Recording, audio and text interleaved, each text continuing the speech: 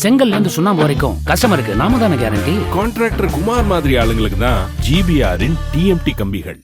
செங்கல்பட்டு மாவட்டம் தையூரில் உள்ள பங்களாவுக்கு மீண்டும் மின் இணைப்பு வழங்க கோரி முன்னாள் சிறப்பு டிஜிபி ராஜேஷ் தாஸ் தாக்கல் செய்த மனுவை சென்னை உயர்நீதிமன்றம் நிராகரித்துவிட்டது. இது தொடர்பான மேலும் விவரங்களை எமது செய்தியாளர் மதியழகன் வழங்கிட கேட்கலாம். மதியழகன் வணக்கம். மேலும் விவரம்.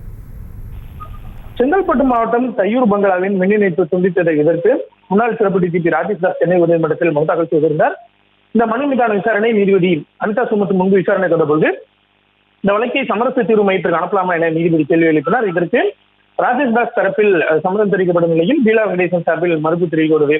இதனையடுத்து பீலா வெங்கடேசன் தரப்பில் வாதிட்ட மூத்த வழக்கறிஞர் வீட்டின் மீது ராஜேஷ் தாஸுக்கு எந்த உரிமையும் இல்லாத நிலையில் மீண்டும் மின் இணைப்பு வழங்குமாறு அவர் கோரிக்கை விடுக்க முடியாது என தெரிவித்தார்.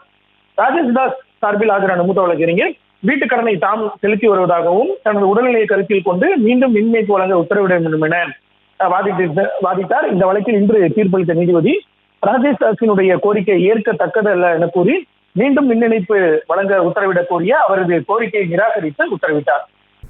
விவரங்களுக்கு நன்றி சுதர்ஷன். கட்டுற கம்பில இருந்து அடிக்கிற ஆணி வரைக்கும் எல்லாம் குவாலிட்டியா இருக்கணும்ல. பிரகாஷ் போன்றவர்களுக்காகவே ஜிபிஆரின் டிஎம்டி கம்பிகள். செய்திகளை உடனுக்குடனும் துல்லியமாகவும் தெரிந்து கொள்ள சப்ஸ்கிரைப் பண்ணுங்க.